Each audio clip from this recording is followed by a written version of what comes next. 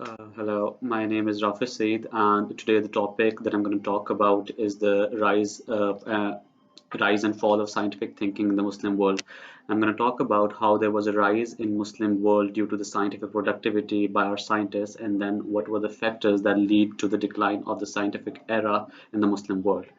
Contemporary Islam is not known for its engagement in the modern scientific project, but it's higher to a legendary golden age of Arabic science, frequently invoked by commentators hoping to make Muslims more respectful and understanding of each other. President Obama, for instance, in his June 4th, 2009 speech in Cairo, praised Muslims for their historical, scientific, and intellectual contributions to the civilization. It was Islam that carried the light of learning through so many centuries, paving the way for Europe's Renaissance and Enlightenment. It was innovation in Muslim communities that developed the order of algebra, our magnetic compass, and tools of navigation, our mastery of pens and printing, our understanding of how diseases spreads and how it can be healed. Still, there are two reasons why it makes sense to refer to scientific activity of the Golden Age as Arabic. The first is that the most of the philosophical and scientific work at the time was eventually translated into Arabic, which became the language of most scholars in the region, regardless of the religious background. And second, the alternatives, Middle Eastern science or Islamic science, are even less accurate. This is in part because very little is known about the personal backgrounds of these thinkers. But it is also because of another caution we must keep in mind about this subject, which ought to be footnoted to every broad assertion made about the Golden Age. Surprisingly little is known for certain, even about the social and historical context of this era. Abdul Hamid Sabra, a now retired professor of the history of Arabic science who taught at Harvard, described his field to the New York Times in 2001 as one that hasn't even begun yet. That said, the field has advanced far enough to convincingly demonstrate that Arabic civilization contributed much more to the development of science than the passive transmission to the West of ancient thought and of inventions originating elsewhere, such as the numeral system from India and papermaking from China.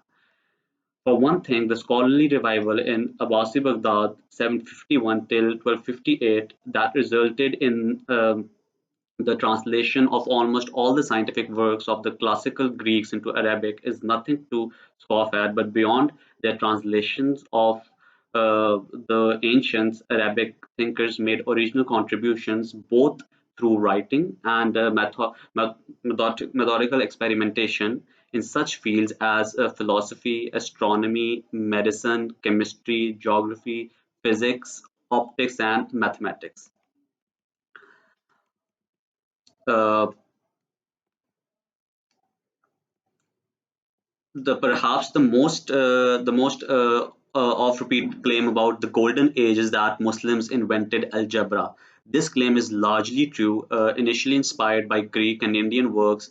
The Persian al-Khwarizmi died in 850, wrote a book from whose title we get the term algebra.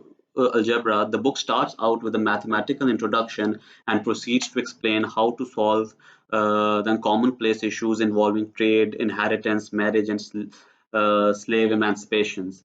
Its method involved no equations or algebraic symbols, instead using geometrical figures to solve problems that today would be solved using algebra.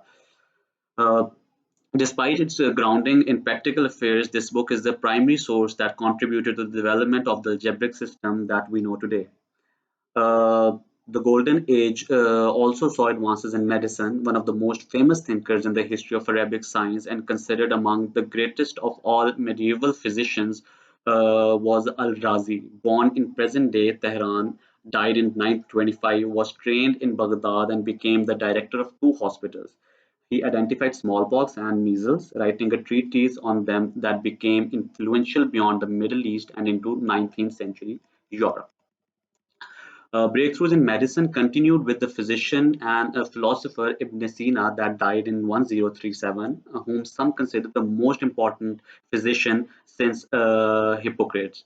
He authored the Canon of Medicine, a multi volume medical survey that became the authoritative reference book for doctors in the region and once translated in Latin.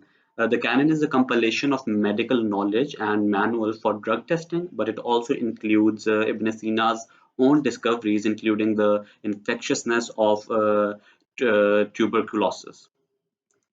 After the 14th century, the Arab world saw very few innovations in the field that it had previously dominated, such as optics and medicines. Henceforth, its innovations were for the most part not in the realm of metaphysics or science, but were more narrowly practical inventions like vaccines. The Renaissance, the Reformation, even the scientific revolution and the Enlightenment passed unnoticed in the Muslim world. Uh, there was a modest rebirth of science in the Arabic world in the 19th century, due largely to Napoleon's 1798 expedition to Egypt, but it was also very soon followed by a decline. The most significant factor of that was physical and geopolitical. As early as the 10th or 11th century, the Abbasid Empire began to decline due to frequent uprisings. By 1258, the little that was left of the Abbasi state was swept away by the Mongol invasion. And in Spain, Christians reconquered Cordoba in 1236. But the Islamic turn away from scholarship actually preceded the civilization's geopolitical decline. It can be traced back to the rise of the anti-philosophical Ash'arism school among Sunni Muslims, who comprise the vast majority of the Muslim world. Part of the decline was due to Mutazilism, which was tremendously successful by 885, a half century after Al Mamun's death. It even became a crime to copy book of philosophy.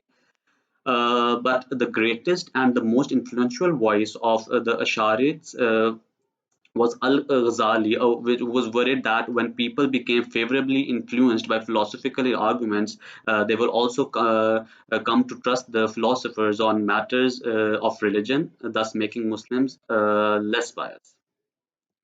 Academics have long maintained that the great Islamic scholar Abu Hamid al-Ghazali, who lived from 1055 to 1111, single-handedly steered Islamic culture away from independent scientific inquiry towards religious fundamentalism. In a remarkable intellectual shift, he concluded that falsafa, which literally means philosophy but included logic, mathematics, and physics, was incompatible with Islam. After writing this book, The Incoherence of Philosophers, Al-Ghazali, as he was known in medieval Europe, is said to have stabbed falsafa in such a manner that it could not rise again in the Muslim world. Thanks to his unparalleled mastery of philosophy and Islamic law, he injected repugnance amongst Muslims for science that ultimately led to the decline and, in the process, the decline of Islamic civilization. Uh, Today, however, the spirit of science in the Muslim world is as dry as the desert.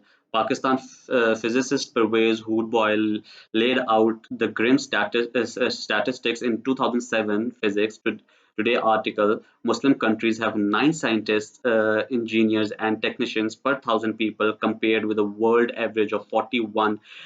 In these nations, there are approximately 18,000 universities, but only 312 of these universities have scholars who have published journal articles.